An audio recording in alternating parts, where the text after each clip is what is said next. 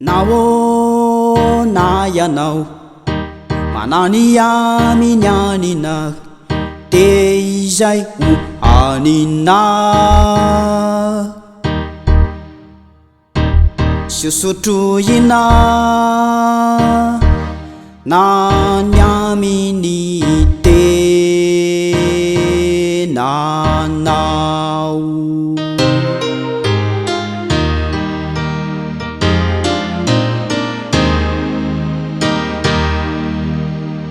Nahoany anao no mana ny amy fitafiana de izay ho tafina na defa maro be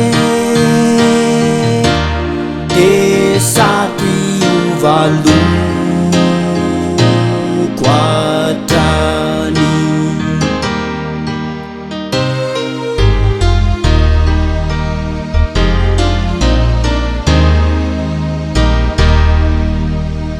Nahoany anao no mana ny amizay ho sotroina sy izay ho anina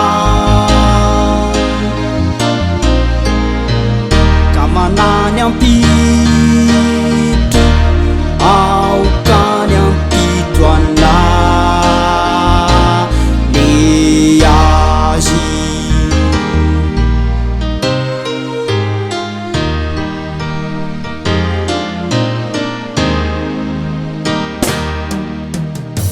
Nahoany anao no mana ny amin'ny aina sy ny teny andro iainanao nefa tsy mahay mampitombo ny andronao.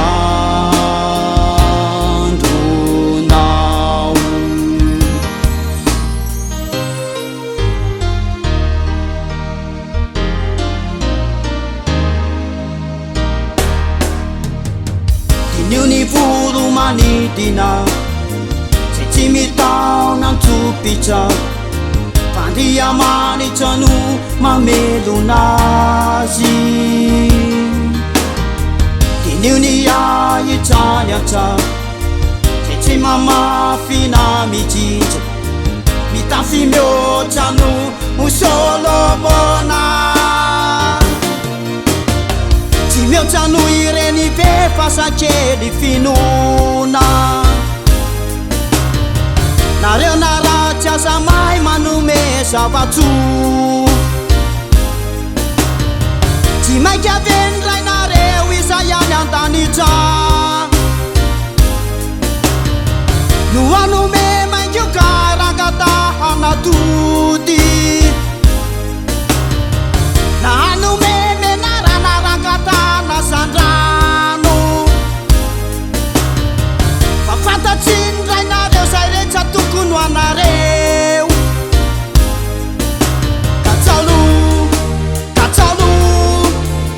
katsao alony fanjakany sy ny famarinany de anampy ho anareo ny zavatra rehetra. Katsao alony fanjakany sy ny famarinany de anampy ho anareo ny zavatra rehetra.